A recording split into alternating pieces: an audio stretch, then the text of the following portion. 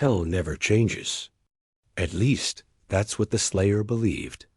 He had walked these burning corridors 1,000 times, felt the scorching wind against his visor, heard the endless screams of the damned echoing through caverns carved from suffering itself. This was familiar ground, hallowed in its own terrible way. Hell was where he belonged, not as a victim, but as an executioner. A soldier who had found his war and refused to leave it. He descended through layers of fire and bone, his boots crunching on the calcified remains of demons that had tried and failed to stop him centuries ago. The super shotgun hung heavy at his side. The doom blade hummed faintly with Argent energy, eager. He was home, but something was wrong. The rivers of blood that carved channels through the stone, they flowed sideways. Not down, as gravity demanded, but horizontally across cliff faces, defying physics as if reality itself had tilted. The air tasted different. It vibrated. Static whispers crawled along the edges of his hearing. Words and languages that felt older than hell itself. Older than the demons, older than rage. The Slayer stopped, ahead. A hell priest emerged from the flames, robes adorned with sigils that writhed like living things. The creature's eyes glowed with malice and desperation. It raised skeletal hands and began chanting a banishment ritual, words designed to cast the Slayer into some forgotten void where even his fury couldn't reach. The Slayer didn't move. He'd heard this song before. Banishment rituals didn't work on him. Nothing worked on him, but the priest wasn't chanting in the old tongue of hell. The words were different. Wet, hungry. The air around the ritual split open, not with the clean tear of a slipgate, but with something organic and wrong. Reality didn't break, it bled. A dimensional fracture yawned wide, exposing not the void, not another circle of hell, but a storm made of screaming. The Slayer felt the pull immediately. It wasn't gravity. It was something deeper, something that clawed at the edges of existence itself. He fired the super shotgun point blank into the priest's skull, obliterating it in a spray of ichor and bone. But the ritual was already complete. The fracture swallowed him whole. There was no transition, no tunnel of light or darkness. One moment he stood in hell, and the next he was falling through a maelstrom of raw madness. Colors that had no names burned his vision. Sounds that should not exist carved themselves into his mind. He saw faces, billions of them, pressed against the fabric of the storm, screaming, laughing, weeping all at once. This was not hell. Hell had rules. Hell had structure. This was chaos in its purest, most literal form. The Slayer's armor, ancient and unyielding, flared with Argent energy as it tried to stabilize him. The praetor suit had been forged to withstand the fires of perdition, blessed or cursed by forces that defied explanation. It held, barely. He stopped falling. No, he was floating, suspended in a sea of madness that stretched infinitely in all directions. Shapes moved in the distance, massive, incomprehensible things that defied geometry and sanity. They circled him like sharks sensing blood in water. Daemons. But not the demons he knew. These were different. Their forms shifted constantly, as if reality couldn't decide what shape they should hold. Eyes appeared and disappeared across their bodies. Mouths opened in places mouths should never be. They whispered in voices that sounded like childhood. Nightmares and half-remembered screams. They circled closer. Of them a writhing mass of claws and teeth, and too many. Limbs extended a tendril toward him. It paused. The demon tilted what might have been a head, confusion rippling through its form. It couldn't sense him. In this place, this storm of souls and madness, every living thing had a signature, a resonance, a thread connecting them to the vast, infinite ocean of psychic energy that churned beneath reality. The demons could feel each other, could taste the emotions and thoughts of mortals, like sharks tasting blood. But the Slayer had no thread. No psychic presence. No connection to this place.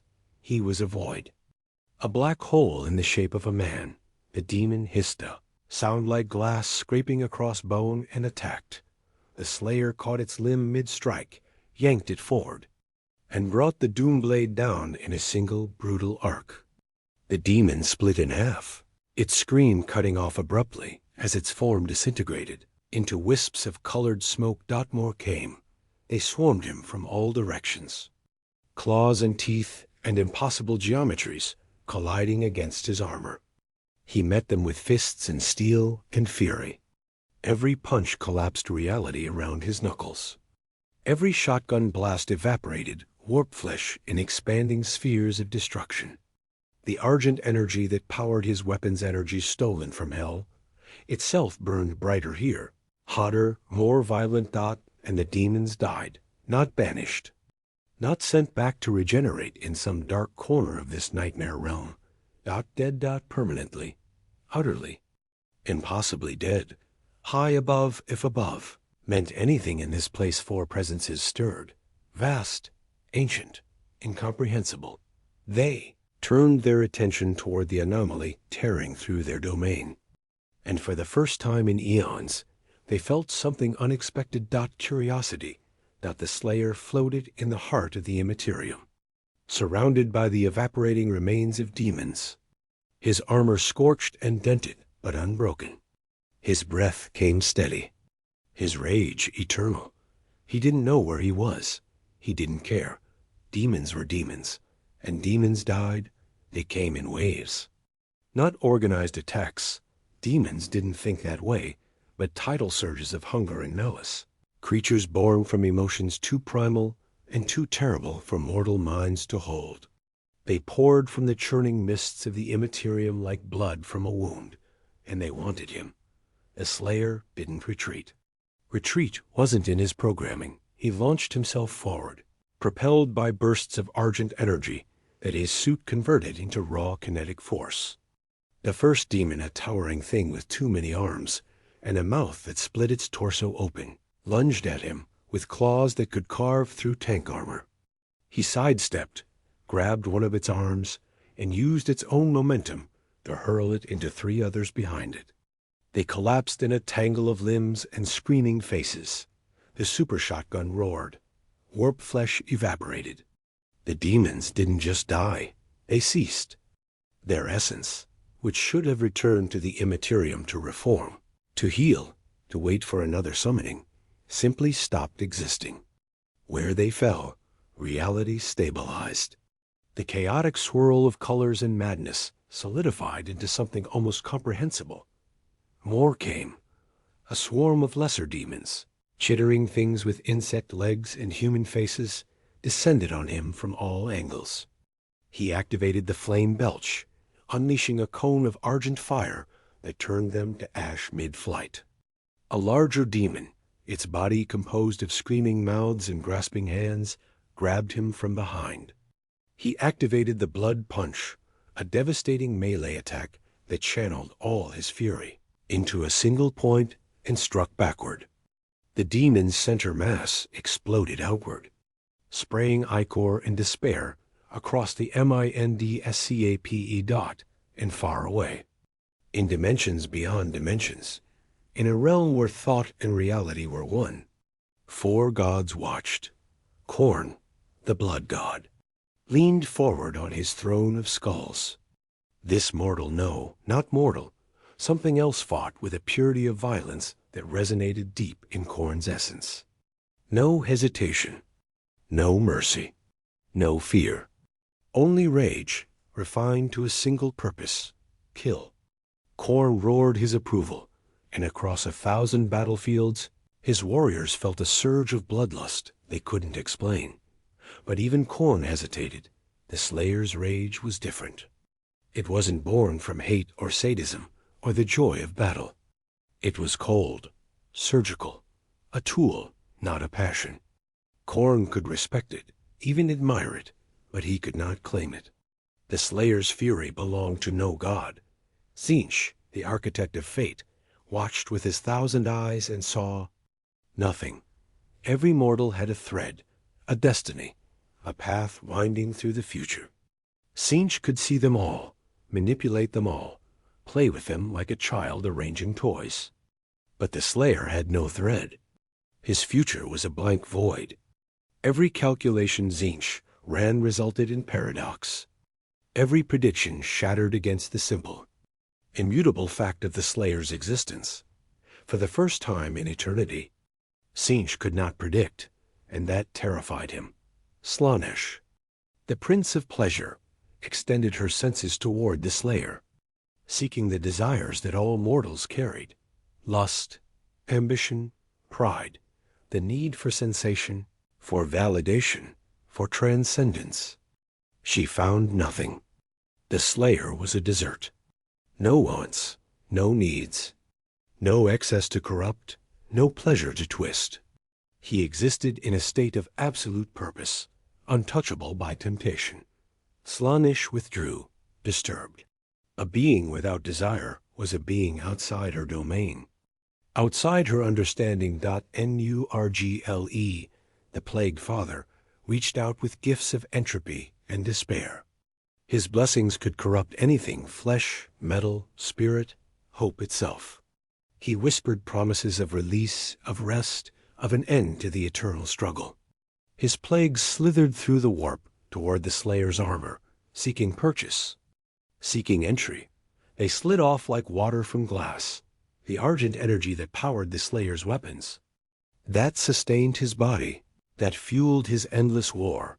It was anathema to the warp, not in the way psychers or blanks disrupted it, but in a more fundamental sense. Argent energy was Hell's essence, refined and purified through eons of conflict. It was rage made manifest, structured and controlled. Where the warp was chaos, Argent was order born from violence, and it burned. Every demon the Slayer destroyed left a wound in the Imperium. Every shot fired cauterized reality. Every kill stabilized the madness around him, creating pockets of real space in a dimension where reality was a suggestion at best. The Chaos Gods recoiled. Not in fear, gods do not fear, but in recognition. This being, this impossible anomaly, was their antithesis. He killed chaos, not by imposing order, not through psychic might or divine intervention, but through pure, relentless violence. He was a predator, and they, for the first time, were prey. The Slayer stood amid the carnage, surrounded by the fading remnants of demons that would never reform. His armor was scorched and dented, ichor dripping from his gauntlets. He breathed steadily, rage coiled tight in his chest, like a spring waiting to release. The storm of the Imperium churned around him. But where he stood, there was calm. Absolute. Terrifying. Calm. He didn't understand this place. Didn't know its rules or its gods or its endless, screaming madness. But he understood one thing with perfect clarity. Demons were demons, and demons died. The super shotgun clicked as he reloaded, the sound sharp and real in a place where sound was merely a suggestion. He turned, scanning the horizon of madness for his next target. They would keep coming. They always did, and he would keep killing them, because that's what he did. It's all he'd ever done. It's all he would ever do. The Slayer took a step forward, and the warp recoiled. The Eternal Vigilance was a lunar-class cruiser, 3 kilometers of armored fury and faith, patrolling the outer reaches of the segmentum obscurus when its auger arrays detected the anomaly. At first, the tech priests monitoring the sensors thought it was a malfunction. Warp signatures didn't behave like this. They didn't stabilize. They didn't calm. They certainly didn't spit out a single solitary figure into the void of real space and then seal shut like a wound cauterized by fire. But that's exactly what happened. The figure hung suspended in the vacuum, unmoving, human-sized, encased in armor the color of old bronze and battle-scarred green. No ship, no pod, no explanation. Just a man, if it was a man floating where nothing should be able to survive. Captain, Hadrian Vor studied the picked feeds from the bridge, his weathered face illuminated by the green glow of tactical displays. 3 decades of service had taught him to trust his instincts, and his instincts were screaming that this was wrong. Warp residue?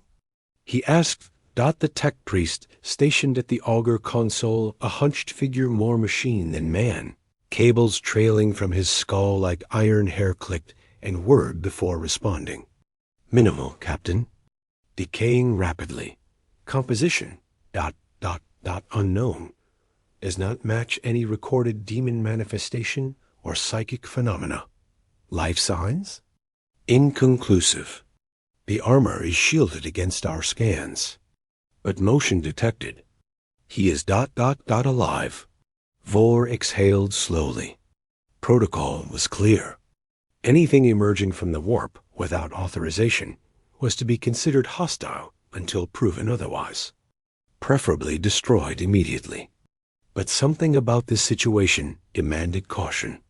Whoever or whatever this was, they had survived direct exposure to the Imperium without a Geller field.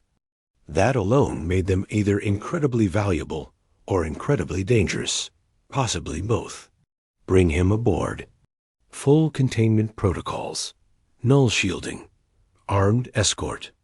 If he so much as twitches wrong, vaporize him. The orders went out.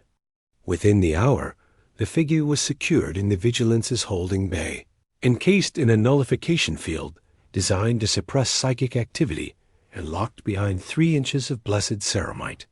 Servitors stood guard, their weapons trained on the motionless form. Astartes' 3 battle brothers from the Storm Warden's chapter, assigned to the vessel as part of a larger crusade watched from the observation deck above. Interrogation began immediately. Vor entered the chamber flanked by 2 sisters of battle, their bolters held at the ready. The figure the Slayer, though they didn't know to call him that, yet stood in the center of the nullification field. His helmet was still sealed. He hadn't moved since they brought him aboard. Identify yourself, Vor commanded, his voice amplified by the Voxcasters. By whose authority do you travel the warp? What is your purpose in Imperial space? Silence. The Slayer's helmet turned slightly, visor focusing on Vor. The captain felt a chill run down his spine. It wasn't malice he saw in that faceless gaze. It was assessment. The cold, analytical stare of a predator deciding whether prey was worth the effort. Speak, or be destroyed, one of the sisters added, her voice sharp with righteous fury. The Slayer said nothing. Vor tried a different approach. Your armor. It bears no markings of the Adeptus Astartes, no seals of the Mechanicus. Its design predates any STC we have on record. Where did you acquire it? Still nothing. Hours passed. Different interrogators came and went. Priests of the ecclesiarchy, declaring him cursed and demanding his execution. Tech priests, fascinated by his armor and desperate to study it. Naval officers, arcing questions about fleet movements and Xenos threats. The Slayer remained silent, unmoving, his breathing steady and calm. Then they brought in the Psychers, 2 sanctioned Psychers. Their minds shackled by psychic wards and their bodies wrapped in null chains, entered the chamber flanked by handlers. Their purpose was simple: scan his mind, extract information, determine if he was corrupted by chaos. The first Psyker, a woman with milky white eyes and ritual scars covering her face, extended her awareness toward the Slayer. Her psychic probe touched the edge of his consciousness and recoiled in screaming horror. She collapsed, blood pouring from her nose and ears, convulsing on the floor. Her handlers rushed forward, injecting sedatives and dragging her from the chamber. The second Psyker, a younger man who had passed the Imperium's trials only a year prior, hesitated. His orders were clear. He had to try. He reached out with his mind. What he found wasn't chaos. Chaos was insidious, seductive, a corruption that whispered and twisted. This was the opposite. A furnace. A sun of pure, distilled hatred burning so hot and so bright that it cauterized the warp around it. There was no corruption, because corruption couldn't survive in that heat. There was no madness, because madness had been burned away, refined down to a single terrible purpose. Kill. Demons forever. The psyker stumbled backward, gasping. He's clean. Emperor preserve me. He's cleaner than we are. His mind. It's a weapon. A weapon aimed at the warp itself. Vor leaned forward. Elaborate. His hatred, Captain. It's not born from chaos. It's aimed at chaos. Everything about him is designed to kill demons. He's anathema to them. I've never felt anything like it. The psyker was removed, sedated, and placed under observation. Vor returned to the bridge, his mind racing. This changed things. If the figure truly was hostile to chaos, he might be an asset. But assets that couldn't be controlled were liabilities waiting to happen. He sent a message to the nearest. Inquisitorial fortress. Priority. Maximum. Subject. Unknown entity. Possible chaos connection. Requires immediate investigation. The response came within hours. An inquisitor of the Ordo Malleus was en route. ETA. 2 days. Vor ordered the prisoner kept under constant surveillance. The slayer remained exactly where he'd been placed, unmoving, silent. But the storm wardens, watching from above, noticed something the baseline humans did not. His fists clenched and unclenched in a slow, rhythmic pattern. He wasn't meditating. He was counting. Counting guards. Counting rotations. Counting exits. Counting down. Inquisitor Matthias Kale arrived with the cold certainty of a man who believed doubt was heresy. He wore the black and red of the Ordo Malleus-like armor, his augmetic left eye glowing a faint crimson as it cycled through spectrums of perception invisible to baseline humanity. Behind him came his retinue, 2 gray knights, their psychic wards blazing with barely restrained power, a tech priest Magos draped in the sacred tools of his trade, and an Eversur assassin who remained cloaked in the shadows. Present but unseen, Kale did not waste time with pleasantries. "Show me," he commanded. Captain Vor led him to the observation deck overlooking the containment chamber. The slayer stood as he had for 2 days, motionless, silent, a statue carved from violence and restraint. Kale studied him for a long moment, his augmetic eye whirring as it analyzed energy signatures, armor composition, threat assessment algorithms. His biological eye, cold and gray, saw something else entirely. "He should be dead," Kale said finally. "Agreed," Vor replied. "But he's not. No Geller field. No psychic shielding. Direct exposure to the immaterium. And yet he stands here, uncorrupted, unharmed. That is not possible. The psychers confirmed he's clean." "The psychers are terrified of him," Kale corrected. "That is not the same thing." He tapped a control rune, and the containment field's intensity increased. The slayer didn't react. "I've spent 40 years hunting demonic incursions, Captain. I've seen what the warp does to men. It breaks them, twists them, corrupts them. Even those with the strongest faith eventually succumb. But this ... thing. It's different. Different how?" Kale turned to face Vor fully. "Either he is the greatest weapon against chaos the Imperium has ever encountered." He paused. "Or he is the most insidious trap the ruinous powers have ever laid." A second Inquisitor arrived by shuttle 3 hours later. Her name was Valdez, and she was Kale's opposite in every way. Where he saw threat, she saw opportunity. Where he demanded execution, she urged study. They argued in the captain's quarters, voices rising despite the soundproofing. "He is an abomination," Kale insisted. His armor violates every sacred principle of the Omnissiah. His weapons channel energies that resemble corrupted warp lightning. He refuses to speak, refuses to identify himself, refuses to kneel before the God Emperor. Execute him now, before whatever trap he represents springs shut. He killed demons, Kale. Valdez's voice was sharp, controlled. The warp residue we detected showed evidence of massive demonic casualties. Dozens of them, destroyed utterly. Not banished, destroyed. When have you ever seen a demon truly die? Never. Never. Which proves my point. This is impossible. And in the Imperium, the impossible is another word for heresy, or miracle. She leaned forward. What if the Emperor himself sent this warrior? What if he is a tool, forged in some forgotten age, designed to fight the very enemies we face? Can you afford to destroy that out of fear? Kale's augmetic eye flared. Fear is wisdom when facing the unknown. While the Inquisitors debated theology and threat assessment, the tech priest Magos gained permission to examine the Slayer's armor from a distance, through layers of scanning equipment and machine spirit analysis. What he found disturbed him deeply. The armor was ancient. Not ancient in the way of the Imperium's oldest relics, but ancient in a more fundamental sense. Its design didn't match any known STC pattern. Its materials, ceramic metallic composites, reinforced with energy fields, resembled Astartes plate, but predated it.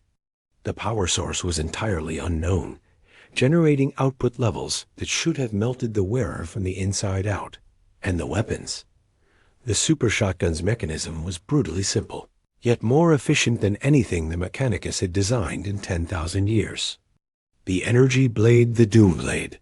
As the Slayer's armor's damaged data logs called it channeled power in ways that violated the laws of thermodynamics. And the green energy signature that permeated everything, this Argent energy, it defied classification entirely.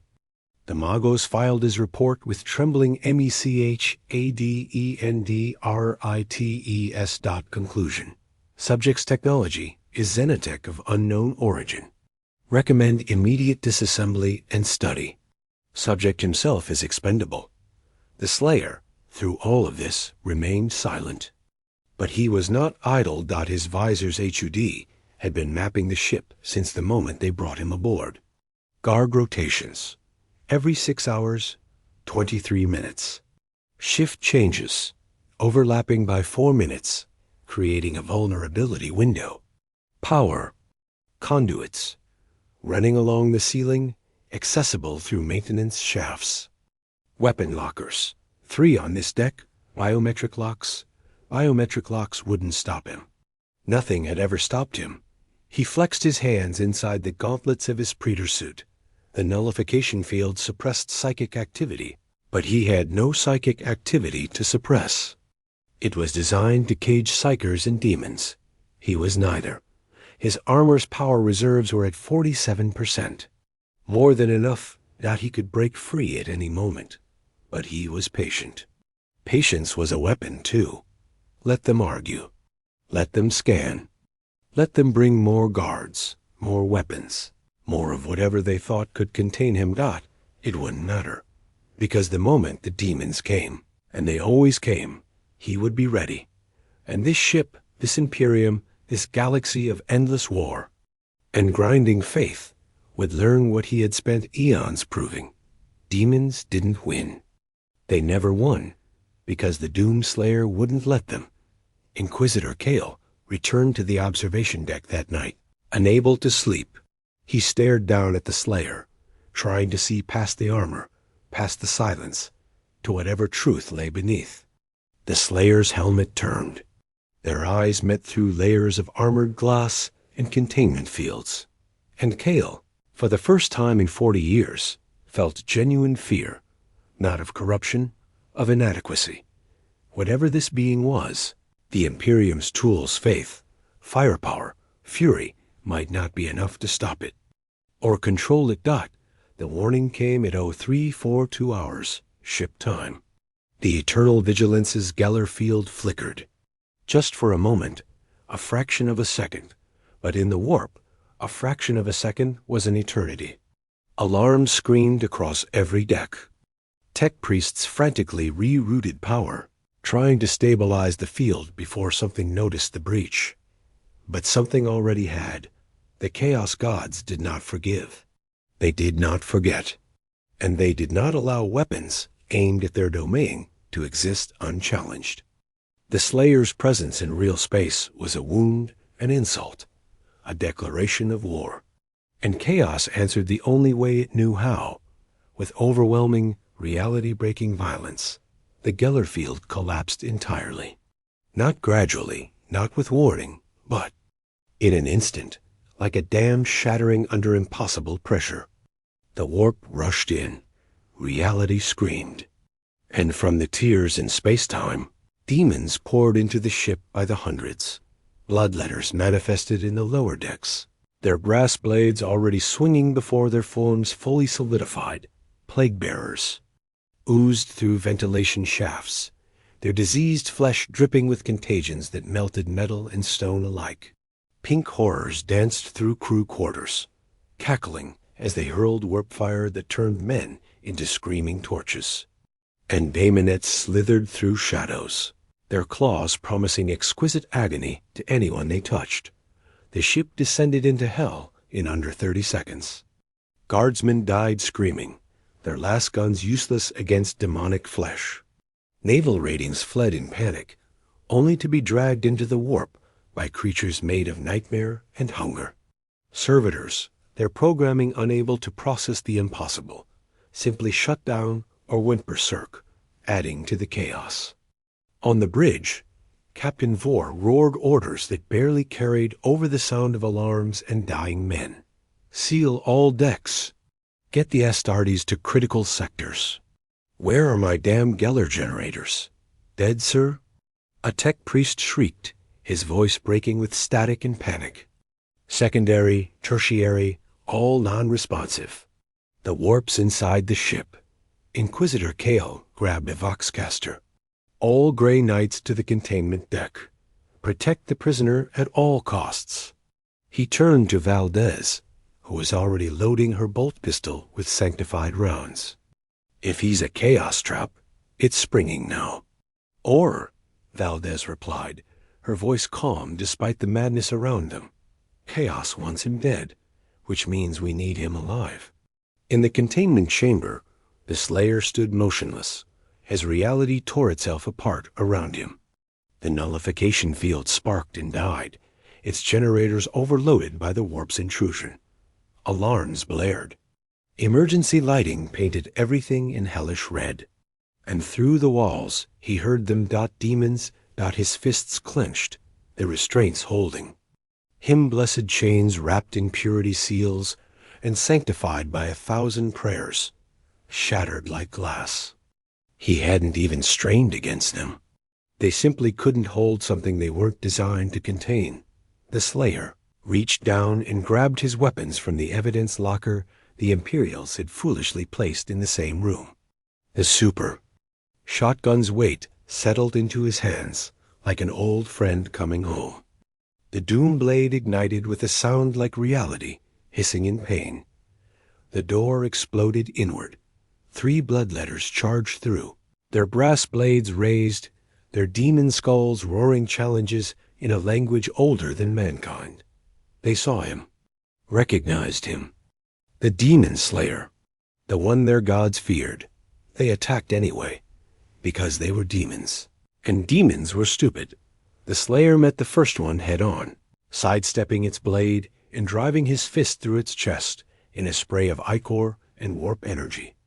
The blood punch detonated inside its rib cage, and the demon exploded in a shower of brass fragments. The second lunged at his back. He spun, bringing the super shotgun up in a smooth arc, and fired point-blank. The demon's head and torso vaporized. The third hesitated, fatal mistake.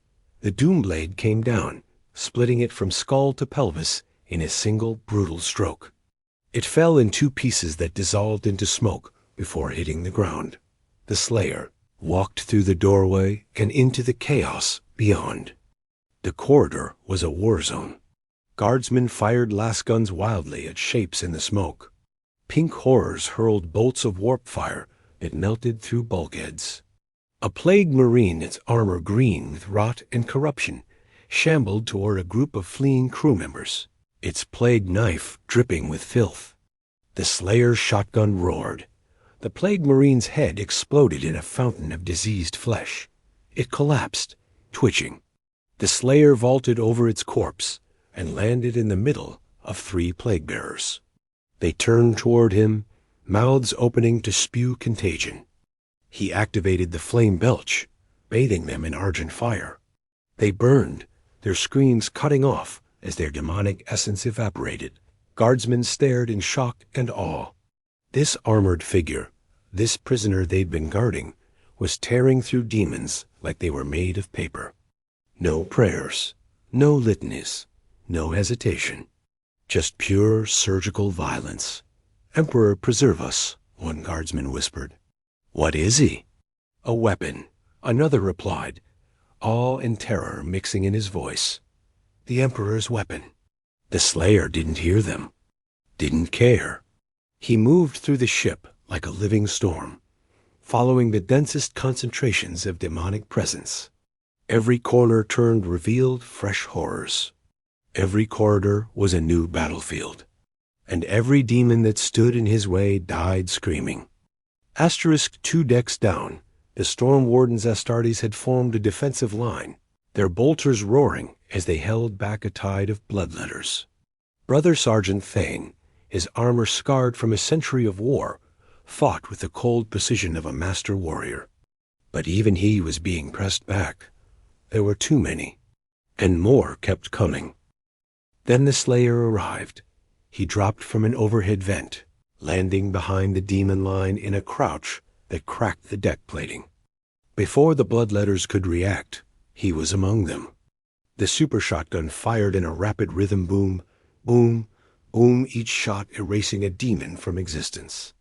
The doom blade carved arcs of destruction through the air, limbs and heads falling in its wake. The Astartes stopped firing, unable to process what they were seeing. This was not how Space Marines fought, with wild, brutal efficiency and utter disregard for personal safety. This was something primal, something older than tactics, older than strategy. This was a killer doing what killers did best. Within 90 seconds, the corridor was clear. Demon corpses dissolved into fading warp energy, leaving only ichor stains and scorched deck plating. The Slayer stood amid the carnage, breathing steadily, already scanning for his next target. Brother Sergeant Thane stepped forward, his bolter lowered but not holstered. "You? You fight well, stranger?" The Slayer glanced at him, said nothing, then turned and sprinted toward the next concentration of demonic presence, leaving the Astartes standing in stunned silence. "By the Emperor's throne," one of the battle brothers whispered. "Did we just see what I think we saw?" Thane didn't answer. He was already moving, following the Slayer's path, because if that was what fighting demons truly looked like, the Imperium had been doing it wrong for 10,000 years. The ship was burning. Not with fire, though there was plenty of that, but with the residue of warp energy and violence. Emergency crews worked frantically to seal breaches, extinguish flames, and recover the dead. The demon incursion had been repelled, but at a cost. 300 crew members dead. Entire sections of the ship vented to the void. And morale shattered, but they had survived, because of him. The Storm Wardens found the Slayer in the lower decks, standing amid a mountain of demon corpses that was slowly dissolving into warp smoke. His armor was scorched and dented, ichor dripping from his gauntlets and helmet. The super shotgun hung at his side, smoke still curling from its barrels. He was motionless, but not resting, watching, waiting for the next wave. 6 Astartes approached in a combat spread, bolters raised, but not aimed directly at him. Brother Sergeant Thane led them, his storm bolter held at the ready. They moved with the careful precision of warriors who had fought orcs, tyranids, and traitor legions, but who had never faced something quite like this. "Identify yourself," Thane commanded, his vox-amplified voice echoing in the corridor. The Slayer turned to face them. His visor reflected the emergency lighting, giving no hint of the eyes beneath. He said nothing. "You fought well," Thane continued, his tone measured. "You saved lives. But you remain an unknown entity aboard an Imperial vessel. We cannot allow you to roam freely without identification and purpose. Stand down." The Slayer didn't move. One of the Battle Brothers, a younger warrior named Corvin, took a step forward. "We are the Emperor's Angels of Death. We have given you a command. Comply or—" The Slayer moved, not to attack, to reposition. He took a single step sideways, placing himself between the Astartes and a group of wounded guardsmen being evacuated by Medicae teams further down the corridor. The message was clear. "You're in my way." Thane's jaw tightened beneath his helmet. "Brother Captain, requesting orders." Over the vox, Captain Ver's voice crackled with exhaustion and frustration. "Detain if possible. Do not kill unless absolutely necessary. The Inquisition wants answers." Thane nodded. "You heard the order. Weapons ready." What happened next lasted 11 seconds. Corvin moved first, trying to close distance and grapple the Slayer into submission using Astartes' strength and training. The Slayer sidestepped, faster than a space marine should be able to track, and delivered an open palm strike to Corvin's chest plate. The impact dented ceramite and sent the Astartes stumbling backward, his shock evident even through the armor. 2 more Battle Brothers fired their bolters-controlled shots, aimed at limbs designed to disable rather than kill. The Slayer weaved between the bolt rounds with inhuman speed, closing the distance in 3 long strides. He caught one Astartes' wrist, twisted, and disarmed him, letting the bolter clatter to the floor. A spinning back kick sent the other sprawling. Thane charged, his storm bolter forgotten, relying on his combat knife and centuries of experience. The Slayer met him head-on, deflecting the blade with his gauntlet, and countering with a headbutt that cracked Thane's helmet visor. Thane staggered, but recovered instantly, sweeping low to take the Slayer's legs. The Slayer jumped, flipped over Thane's head, and landed behind him. The doom blade ignited, its edge stopping a hair's breadth from Thane's neck. Silence. The Astartes froze. The Slayer stood perfectly still, blade humming with lethal energy, positioned for a killing blow. But he didn't strike. Thane's breathing was steady, controlled. "You could have killed us." The Slayer deactivated the Doomblade and stepped back. He gestured toward the wounded guardsman, a simple motion that said everything. "I don't have time for this." Thane stood slowly, removing his cracked helmet. His face was weathered, scarred, a tapestry of a life spent in war. He looked the Slayer up and down, reassessing. "You're not Chaos." The Slayer nodded once. Confirmation. "But you're not Imperium either."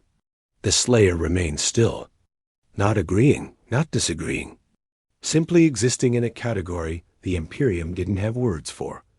Brother Captain Draken arrived moments later, having monitored the encounter via helmet feeds. He was a veteran of 200 years, a warrior who had stood in the presence of living saints and demon princes alike. He studied the Slayer with the cold calculus of a strategist. "You fight unlike any warrior I have ever seen," Draken said. "Not with the discipline of Astartes, not with the fury of the World Eaters, not with the precision of the Custodes. You fight like ... He paused, searching for words. "Like a force of nature," Thane finished. Draken nodded. "Your skills are extraordinary. Your weaponry, heretical or not, is devastatingly effective. And your resistance to chaos is unlike anything in our records." He stepped closer. "But that makes you dangerous. A weapon we cannot control is a threat we cannot tolerate. The Slayer stared at him, patient, listening, but not agreeing. The Inquisition will decide your fate, Draken continued. Until then, you will be confined. The ship's alarms shrieked. Not the same klaxons as before. These were deeper, more urgent. The Vox network exploded with panicked voices. Secondary warp breach. Multiple contacts. Demons in engineering. Emperor preserve us. They're everywhere. Chaos wasn't finished. The Slayer's posture changed instantly, from wary defender to coiled predator. He turned toward the direction of the screams, every line of his body radiating lethal intent. Draken made a decision. Go. The Slayer sprinted toward the breach without hesitation. Thane looked at his captain, confused. Sir? Draken watched the Slayer disappear around a corner, leaving only the echo of armored boots and the fading glow of Argent energy. If the Inquisition wants to judge him, they can do it after he saves us again. He activated the Vox. All units provide support to the unknown combatant. Do not, I repeat, do not engage him directly. He is temporarily sanctioned. Thane allowed himself a rare smile beneath his helmet. Understood, sir. The Astartes followed the Slayer into battle, not as captors. Not as allies, but as witnesses, to a warrior who fought not for the Emperor, not for glory, not for duty, but because demons existed, and demons had to die. The second incursion ended after 4 hours of brutal, grinding combat.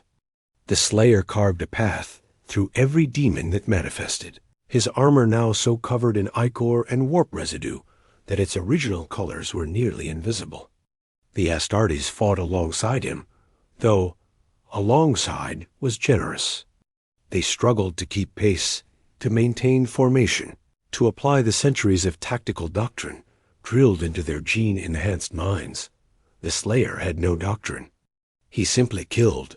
When the last demon dissolved into fading smoke, he stood in the center of the engineering deck, breathing steadily, surrounded by dead that would never rise again. The surviving crew members, guardsmen, tech priests, naval ratings stared at him with expressions ranging from awe to terror. One young guardsman, his uniform scorched and bloodied, took a hesitant step forward.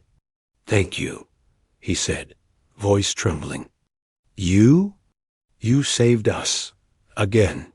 The Slayer looked at him, nodded once, then turned and walked toward the exit, searching for the next threat. But the Inquisition was done waiting. Inquisitor Kale convened an emergency tribunal in the captain's stratagem 3 hours later. Present were Captain Vor, Inquisitor Valdez, Brother Captain Draken, Magos' Vane of the Adeptus Mechanicus, and 3 astropathic witnesses to ensure the proceedings were recorded for the Ordo Malleus archives. Kale did not sit.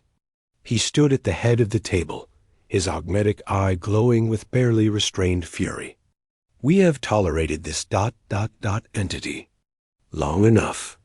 He has demonstrated capabilities that defy imperial law, wielded weapons of unknown and likely heretical origin, and refused every attempt at communication or compliance. He is a threat. He saved this ship, Valdez countered. Twice. Without him, we would all be dead or worse.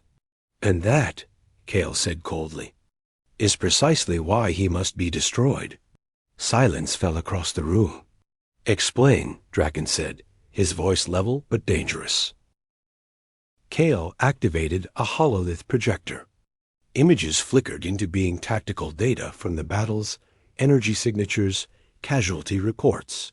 He killed 437 demons across both incursions.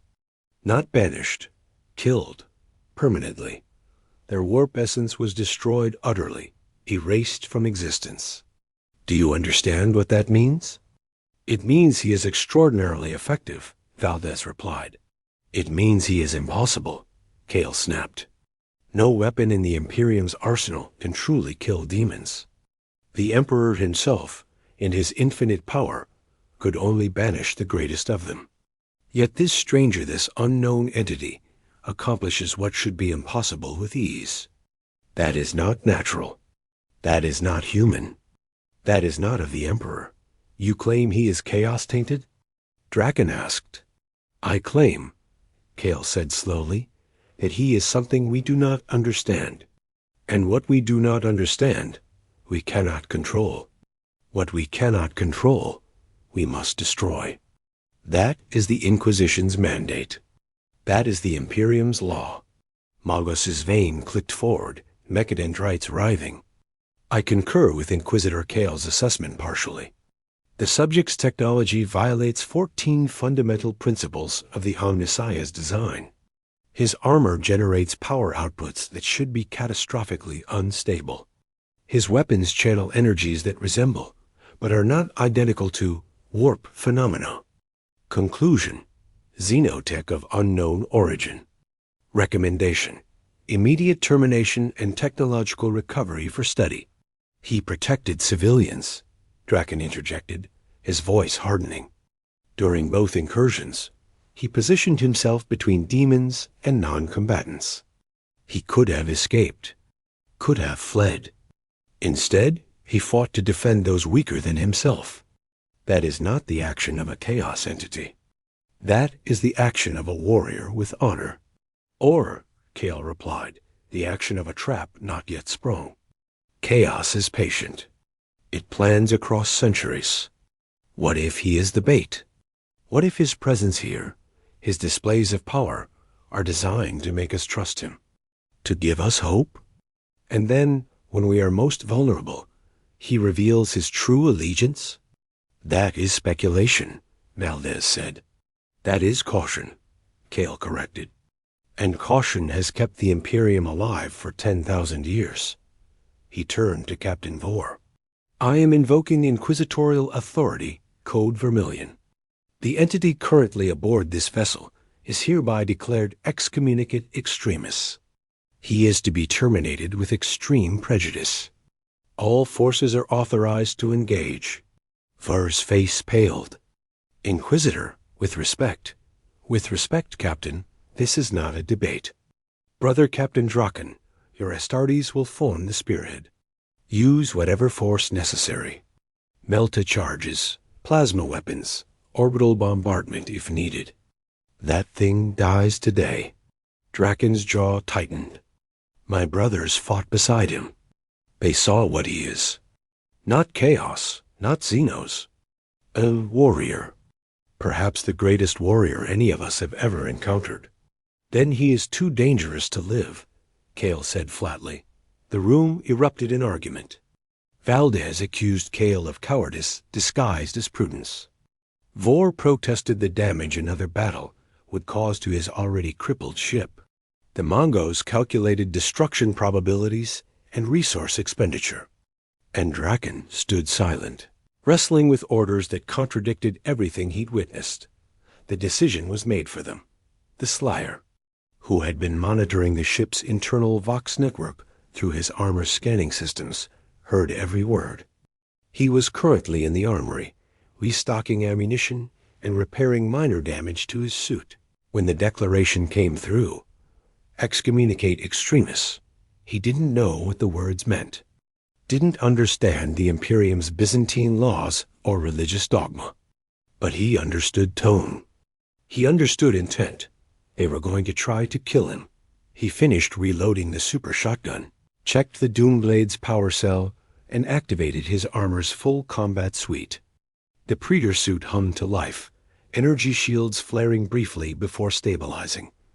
Outside the armory, he heard boots. Dozens of them. Heavy, synchronized, Astartes. He didn't want to fight them. They weren't demons. They were soldiers, doing what soldiers did following orders. He respected that, understood it, but he wouldn't die for their misunderstanding. The door burst open. Brother Sergeant Thane stood in the doorway, storm bolter raised. Behind him, 10 Astartes formed a firing line. Their weapons were primed with specialized ammunition Kraken penetrators, hellfire rounds, anything that might pierce the Slayer's armor. "Stand down," Thane said, and there was genuine regret in his voice. "By order of the Inquisition, you are declared enemy of the Imperium. Surrender or be destroyed." The Slayer looked at them, at warriors he'd fought beside, at soldiers who had seen him bleed and kill and protect. He said nothing, because words wouldn't change anything. His fists clenched out, the Argent energy in his armor flared brighter, and the ship, already damaged and bleeding, prepared for a battle that would determine whether the Slayer was the Imperium's greatest hope, or its most terrible mistake. The battle began with a single shot. Brother Corvin fired first a burst of bolter rounds, aimed at the Slayer's center mass, designed to stagger, to disable. The round struck the Praetor suit's energy shield and detonated, filling the corridor with smoke and shrapnel. When the smoke cleared, the Slayer was gone. He'd moved before the bolts even left the barrel, the next anyone saw of him. He was above them, clinging to the ceiling pipes with one hand, the super shotgun roaring in the other. The blast took Corvin in the shoulder, spinning him around and cracking his pauldron. Non-lethal, precise, a warning shot. The Astartes scattered, taking cover and returning fire. Bolt rounds tore chunks from the walls and ceiling. Plasma bolts superheated the air into shimmering waves of distortion. The Slayer moved through it all like smoke, never staying in one place long enough for targeting solutions to lock. Thane barked orders. "Box formation." "Don't let him." The Slayer dropped into their midst like a meteor. The blood punch detonated against the deck, sending Astartes sprawling. He grabbed one by the helmet, slammed him into the wall hard enough to crack ceramite, and vaulted over the falling body. Another Astartes lunged with a combat knife. The Slayer caught his wrist, twisted, disarmed him, and used the knife to sever hydraulic cables in the warrior's armor, immobilizing the leg joints. Then the ship shook. Not from the fighting, from something else. Something worse. The warp alarm screamed for the third time in 12 hours. Reality tore open in 3 places simultaneously: the starboard docking bay, the main generatorium, and the bridge observation deck. Demons poured through like blood from arterial wounds. But this wasn't a probing attack or opportunistic incursion. This was an invasion. Greater. Demons manifested towering avatars of the Chaos God's will. A bloodthirster 20 feet tall, its axe still wet from the last 1,000 kills. A great unclean one whose diseased bulk filled an entire corridor. Demon princes, warp spawn, and lesser horrors beyond counting. Chaos had come in force to destroy the ship, or reclaim the Slayer, or both. The fighting between the Slayer and the Astartes stopped instantly, not through agreement, but through mutual recognition of a greater threat. Brother Sergeant Thane lowered his storm bolter, looking past the Slayer to the tide of demons flooding toward them from 3 directions. "Emperor, preserve us," someone whispered. The Slayer turned, saw the horde, and everything else ceased to matter. The Imperium, the Inquisition, the orders to kill him all irrelevant. Demons were here, and demons had to die. He sprinted toward the nearest breach, the super shotgun already firing. Astartes, their training overriding their orders, followed. Not as captors, as warriors recognizing that survival meant cooperation. The docking bay was hell-given form. Guardsmen fired lasguns uselessly into demon flesh. Servitors exploded in showers of sparks and meat. Naval ratings fled screaming. And at the center of it all, the bloodthirster roared challenges in a voice that shattered glass and burst. Eardrums. The Slayer launched himself at it without hesitation. The bloodthirsters. Axe came down in an overhead swing that would have split a land raider in half. The Slayer sidestepped, the blade passing close enough to superheat his armor's surface. He fired the super shotgun point-blank into the demon's knee. The joint exploded in a spray of ichor and brass. The bloodthirster stumbled, and the slayer was already climbing it. Using armor plates and spikes as handholds, he reached the skull face and drove the doom blade through its eye socket. Argent energy detonated inside the demon's brain. The bloodthirster shrieked, not in pain, but in disbelief. It was dying, truly dying. Its essence wasn't returning to the warp to reform. It was ending.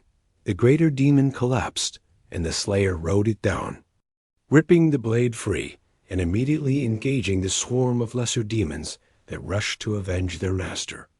Behind him, the Astartes opened fire, their bolters roaring in coordinated volleys.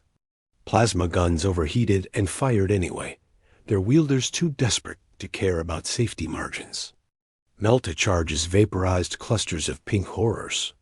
And slowly, impossibly, they began to push the demons back. But it wasn't the Astartes turning the tide, Dot. It was him. The slayer fought with a savagery that made even cornate demons hesitate. Every shot killed. Every punch shattered warp flesh. Every movement was economical, brutal, perfect. He wasn't just fighting demons. He was erasing them from existence. On the bridge, Inquisitor Kale watched the pict feeds in stunned silence. He'd ordered this man killed, had declared him anathema to the Imperium. And now that man was saving them all. Valdez stood beside him. Still think he's chaos? Kale didn't answer. Couldn't answer. Because what he was watching defied everything he'd been taught, everything he believed. Dot in the generatorium. The great unclean one laughed as it vomited torrents of plague filth across fleeing tech priests. Its laughter stopped when the slayer arrived. He didn't speak, didn't taunt, simply fired the BFG 9000 weapon he'd recovered from his confiscated equipment during the chaos. The green energy sphere struck the great, unclean one-center mass and detonated with a sound like reality screaming.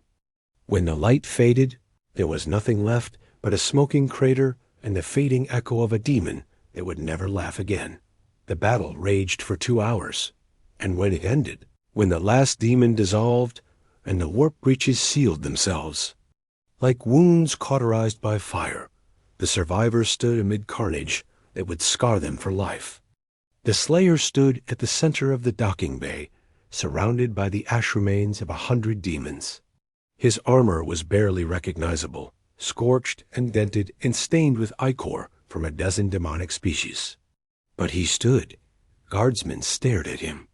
Not with fear, with awe. Astartes approached slowly, weapons lowered. Brother Sergeant Thane removed his helmet and knelt. "Forgive us," he said simply. "We did not understand." The slayer looked at him, nodded once. Forgiveness given without words. Inquisitor Kale arrived, his face ashen. He looked at the destruction, the saved lives, the impossible victory. "I was wrong," he said quietly. "Emperor, forgive me, I was wrong." The slayer didn't acknowledge him. His visor turned toward the stars visible through the damaged bay doors. Out there, somewhere, were more demons, more battles, more war, and he would find them, because that's what he did. That's all he would ever do, until the galaxy was silent. The Eternal Vigilance limped into port 3 weeks later, its hull scarred and its crew forever changed. The story of the Slayer spread through the Imperial Navy like wildfire, distorted, exaggerated, but always centered on one undeniable truth. A warrior had come from nowhere and saved them all. The Inquisition debated his fate for months. Some wanted him hunted, destroyed, his technology seized, and his existence erased from records. Others argued he was too valuable, too effective against chaos to waste. And a small faction growing larger every day whispered that perhaps the Emperor himself had sent this warrior, this Doom Slayer, to fight in humanity's darkest hour. The debate became moot when they tried to find him. He was gone. Security footage showed him walking calmly to a damaged section of the ship, bypassing guards who somehow didn't see him, and disappearing through a hull breach into the void. No ship, no signal, no explanation. Just gone. But reports came in. From the eastern fringe, a planetary defense force reported an unknown warrior who appeared during a demonic incursion and slaughtered every warp spawn in sight before vanishing into the Underhive. From Segmentum Tempestus, an Astartes crusade encountered a lone figure fighting back-to-back with them against a Black Legion warband, a warrior who killed Chaos Marines with his bare hands and disappeared before proper thanks could be given. From Armageddon, from Cadia's ruins, from 1,000 war-torn worlds, the stories came. A man in green armor, silent, unstoppable, hunting, the Mechanicus searched for him, desperate to study his technology. The Inquisition issued warrants, demands, threats. Chaos cults whispered his name with fear. Demon princes, ancient and powerful, felt something they hadn't felt in millennia. Caution, because the Slayer had learned something in his time aboard the Eternal Vigilance. This galaxy, this Imperium, with its trillions of humans suffering under the weight of endless war, was not so different from his own. Different demons, different names, different faces, but the same fundamental truth. Evil existed, evil thrived, and evil needed to die. He had no loyalty to the Imperium. Their dogma, their faith, their Byzantine politics meant nothing to him. But their people, the guardsmen who held the line despite fear, the civilians who endured horrors beyond imagining, the soldiers who fought and died in wars they didn't understand. They mattered because they were being hunted by demons, and the Slayer killed demons. It's what he'd always done, what he would always do. On a world called Quintus Prime, in the ruins of a cathedral city, the Slayer walked alone through streets choked with ash and despair. The Imperium had abandoned this world. Chaos had claimed it. The population was being systematically corrupted or slaughtered, offerings to dark gods who fed on suffering. The Slayer stood on a hill overlooking the wasteland and listened in the distance. Demons roared. He loaded a fresh shell into the super shotgun. The sound echoed across the ruined, sharp, mechanical, final. A promise. A declaration. The Doom Slayer had come to the 41st millennium. And the 41st millennium would learn what hell already knew. You cannot stop him. You cannot corrupt him. You cannot reason with him. He is the answer to a question Chaos should never have asked. What happens when prey becomes predator? What happens when hope takes the form of a man who refuses to kneel? What happens when rage, pure and focused and eternal, finds a galaxy of demons to feed upon? The Slayer descended the hill toward the screaming. Behind him, the sun set on Quintus Prime, painting the sky in shades of blood and fire. Ahead, demons waited, confident in their corruption, secure in their immortality. They were wrong, because the Slayer had come. And when the Slayer comes, demons die. Not someday. Not eventually. Now. Always now. Forever now. The galaxy is silent until the screaming stops, until the very last demon falls, and the universe can finally rest. The Slayer walked into the ruins, shotgun on his shoulder, rage burning eternal in his chest. The 41st millennium had become his hell, and hell was where he belonged, not as a victim. As an executioner.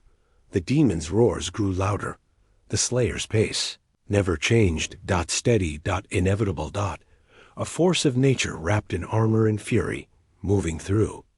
The galaxy like a promise kept, like justice delayed but never denied, like the answer to prayers spoken by billions who'd lost all hope. He was hope. Terrible. Violent. Uncompromising hope, and he was hunting.